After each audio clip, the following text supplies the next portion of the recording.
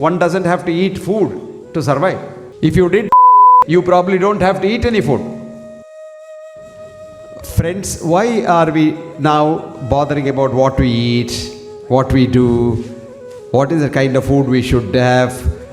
This is called reductionism.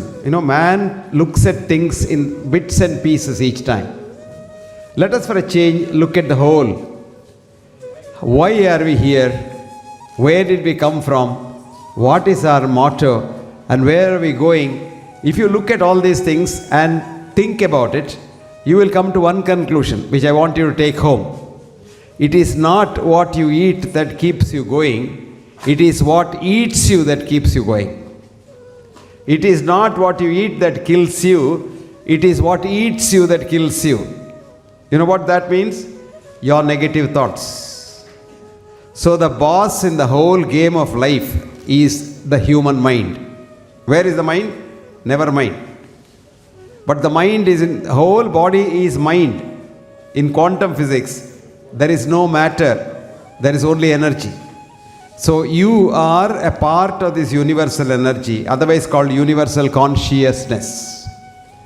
And you and I are so closely related, not by blood, not in family, not in race or language, but the energy that flows in you and the energy that flows in me is identical.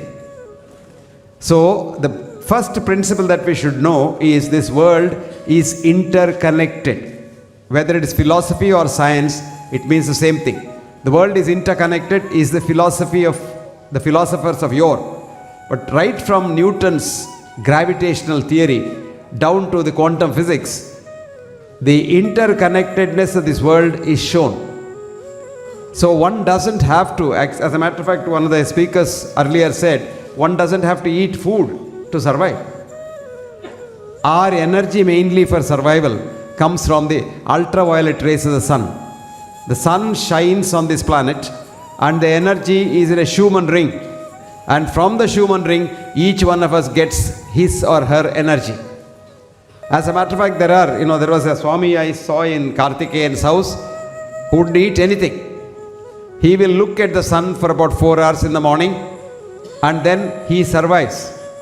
He went to Manasarovar with Karthikeyan. He has got the video. And when all these people had about 10 covers of clothing, that man had just a shawl and a kacha and he was sleeping on the snow. No shoes. He was walking barefoot on the snow in Manasarovar. And he walked up the Himalayas barefoot. And I have seen some Swamis in the Tibetan monasteries. They just lie down there. If you have a Turkish towel which is wet, you put it on his chest and say, dry this. In 10 minutes, the towel will be dry because he can increase the heat of this chest so much that the whole thing gets fried. All this is possible if you know how to control your mind and how to control your energy. I'll give you a small little bit of pranayama. When you take a deep breath in and chant Om, when you say Om, this is ordinary sound. But when it goes down through your vocal cord and vibrates the vocal cord, it becomes ultrasound. You know what ultrasound is? Ultrasound travels in straight lines and ultrasound has a lot of energy.